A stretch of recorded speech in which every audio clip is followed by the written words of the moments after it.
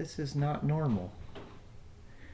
I think it's fair to say officially that my $35 shock experiment has failed.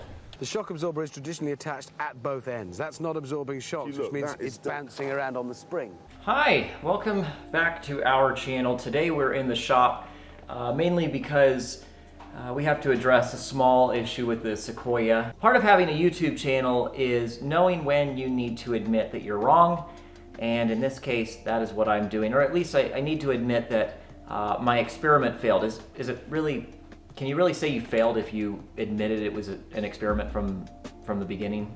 Yeah, I think you can. All right, we failed. But anyway, so our Summit Racing long travel shocks that were only 35 bucks. I was driving the Sequoia the other day and I was going over like a little bit of a berm just here around camp, and the rear axle flexed a lot, and somehow or another the shock has popped out of the top mounting position, which is not what it's supposed to do. Anyway, I figured it was about time anyway to just go ahead and replace those things.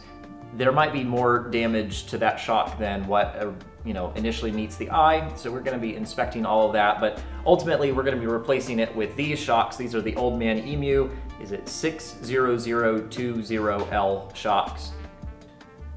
I'll put a little title on this frame somewhere saying exactly what this is, but I picked these up from First Gen Off-Road. Once again, that's probably the best place to buy suspension components for the First Gen Sequoia.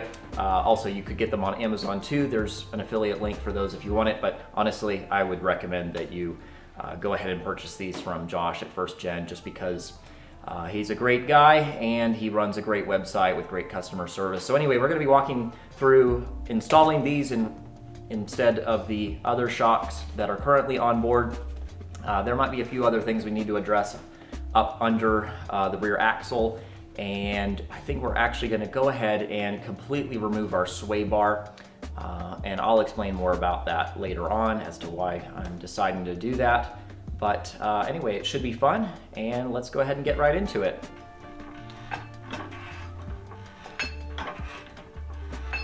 Hopefully it should go without saying that I'm not responsible for anything you do. This is not a how-to video.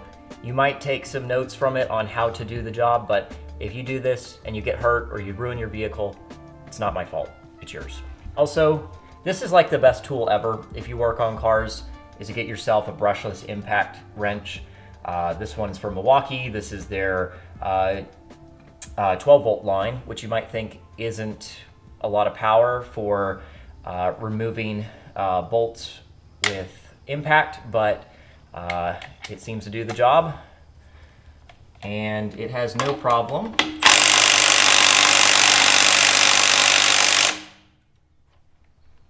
didn't work.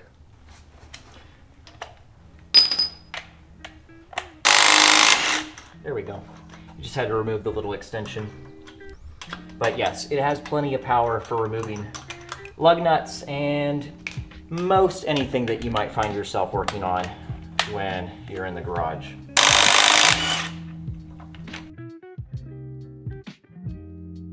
So this is where you can see the problem we have here. It almost looks as if the shock has seized somehow, and I think maybe the top mount here has broken loose somehow. But anyway, the thing to find out now is, well, just to take a look at it, but we gotta take off this bottom bolt here.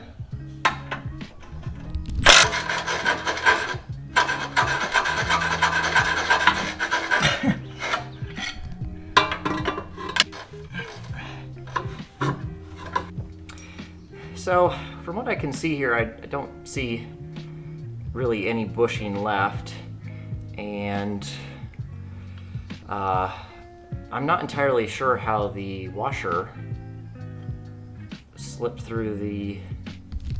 Oh, there is no top washer left.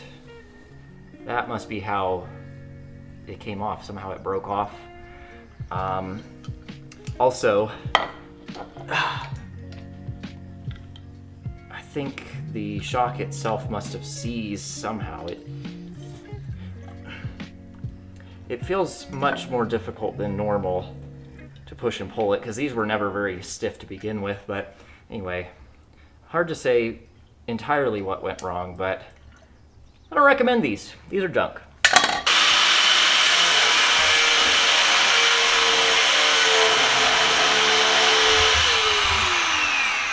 All right, so we got the other one taken off here, and this one came off with the cut-off wheel.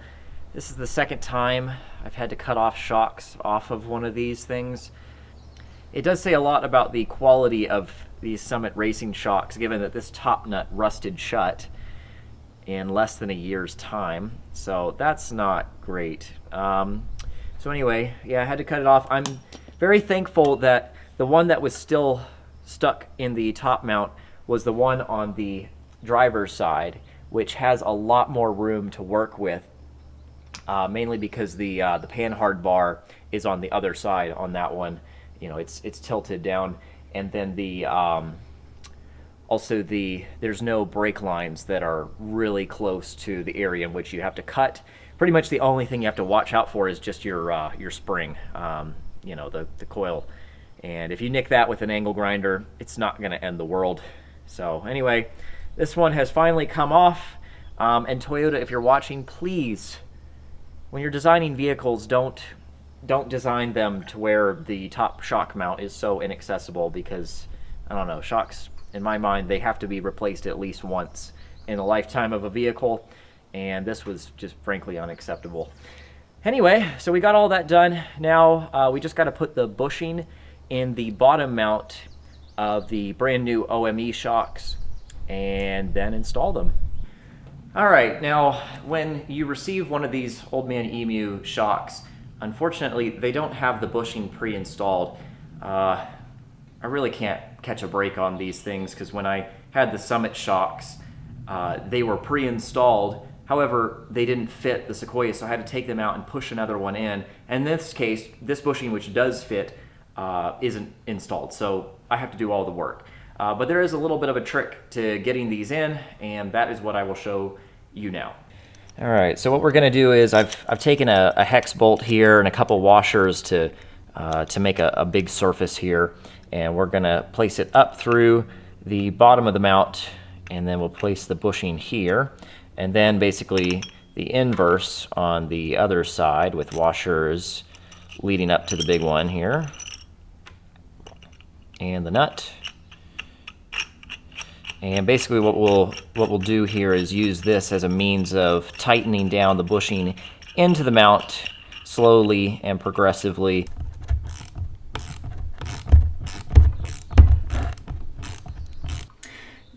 Now, using the bolt and washer technique is one way of doing that, but I prefer, if you've got a vice grip like this is a way easier way of doing it.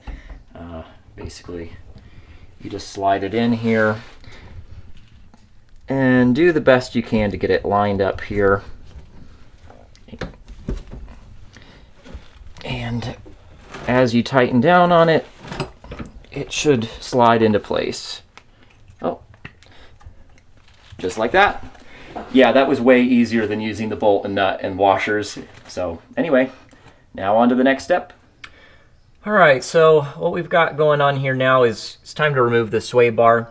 On the other side, when I first put on these long travel shocks, I cut off one of these links. So as you can see here, this used to be connected.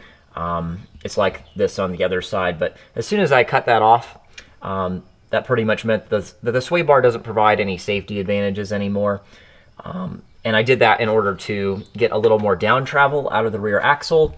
A lot of people will think that this is an unwise thing to do, so do this at your own risk. However, I haven't really noticed a whole lot of issues with on-road handling. It doesn't seem to be unsafe to me. So anyway, it's time to just completely remove this. You could just cut off the link, but I've noticed once you cut one link off and leave the other attached, when you'd flex the suspension, this thing would bounce up. And it would make a clanking noise with it moving around. So I'm just going to completely remove the sway bar altogether. It looks like there's maybe 2 bolts down here and 2 on the other side. and I think it's a 14 millimeter socket and 14 millimeter wrench on the other side.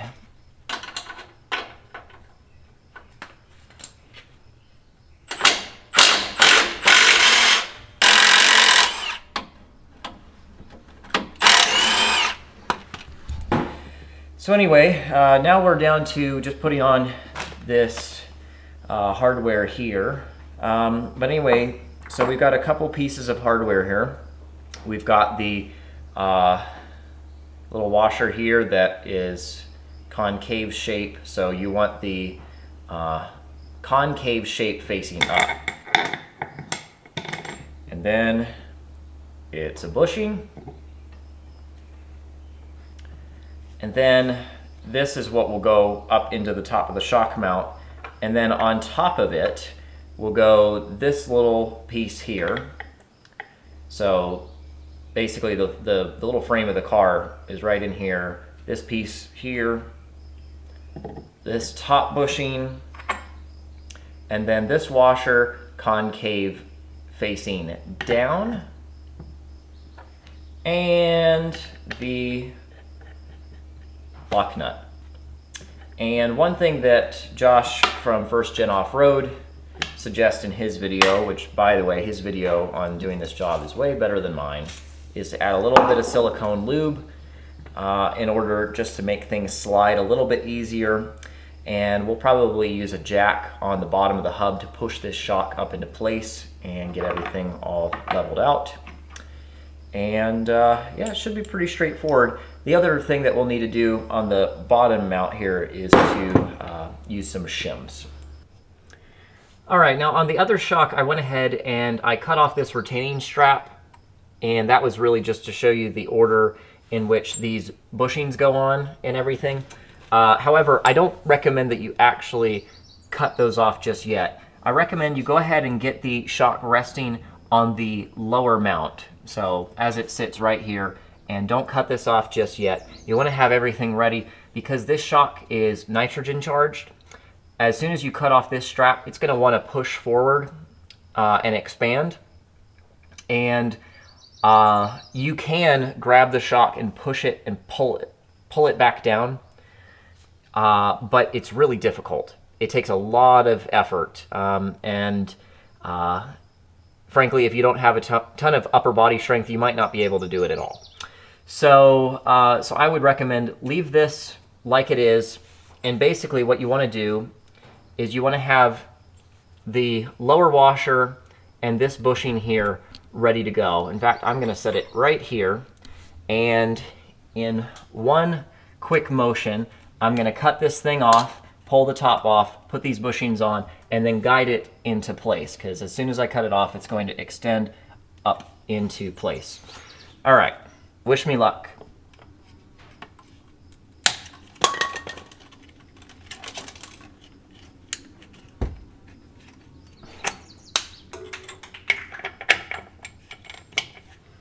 And while I got some time here, I'm gonna get some silicone lube on it. And turns out you have a little bit more time than you might think. It takes a little bit of time to extend, but as you can see, it is going up into the mount, and at this rate you really just want to hold it and guide it up into the mount.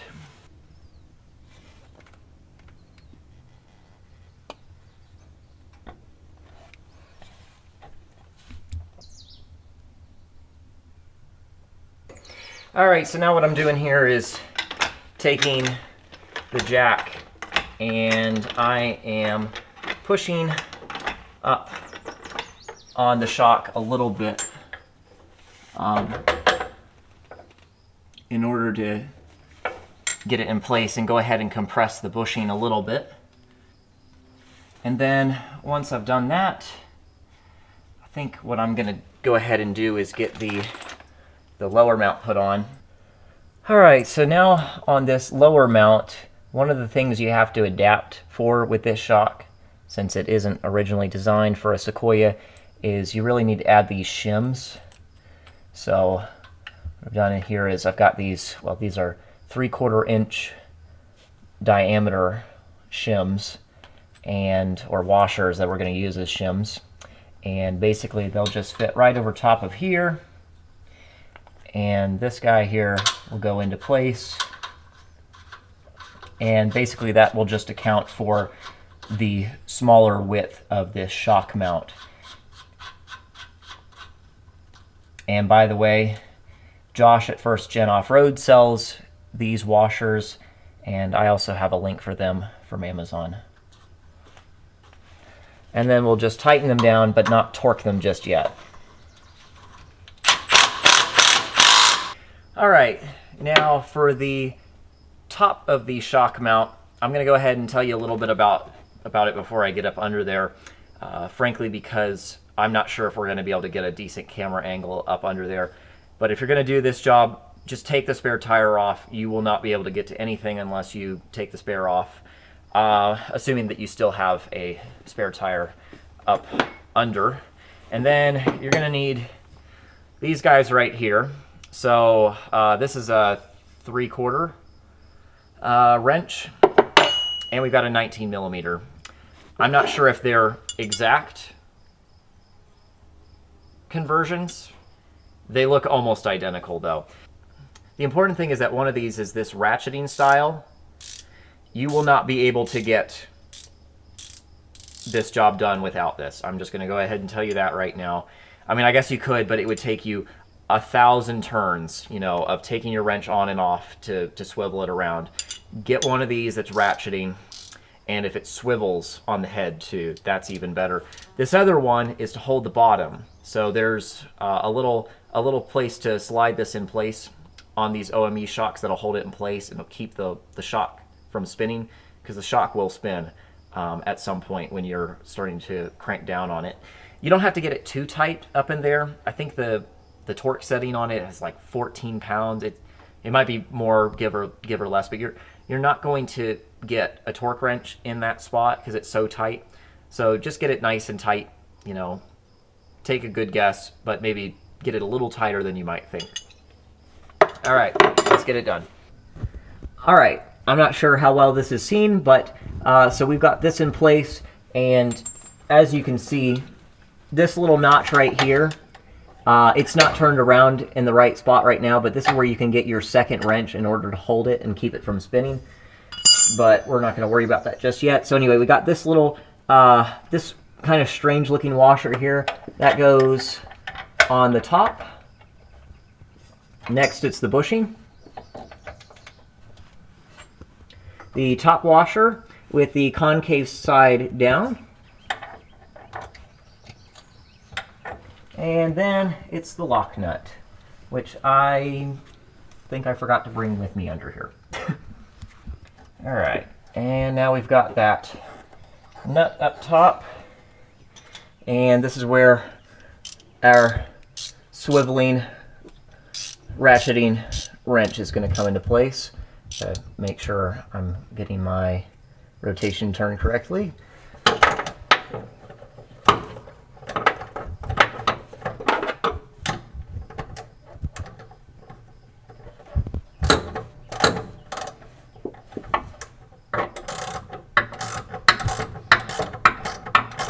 And then you basically just do this for a long time till it gets tight, and if it starts to spin, then you put your second wrench right up in there. But for now, it seems to have caught, and we're just tightening it down.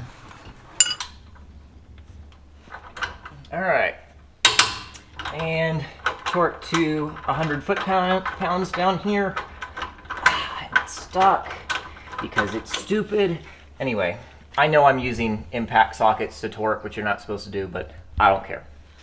Wow, we had to repair a lot of damage. Let's take a look. All right, it looks like we've finally got the Sequoia back on its feet, back where it should be.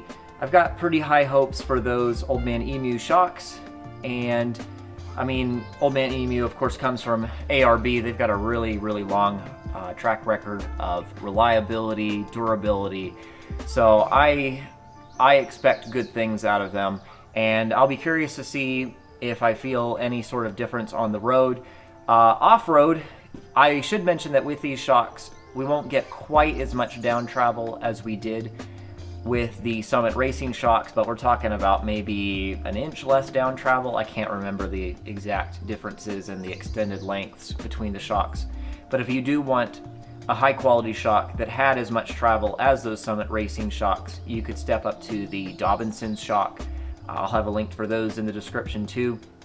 I'd imagine the install for those would be pretty much the same as these, and I think they would serve you really well also. But anyway, I hope that this video was somewhat helpful to you. Once again, you know, I don't promise to have an amazing install how-to video, so if you have any other questions, drop them below, or check out Josh's video doing basically the same exact thing. I'll have a link for that too. And thanks for watching.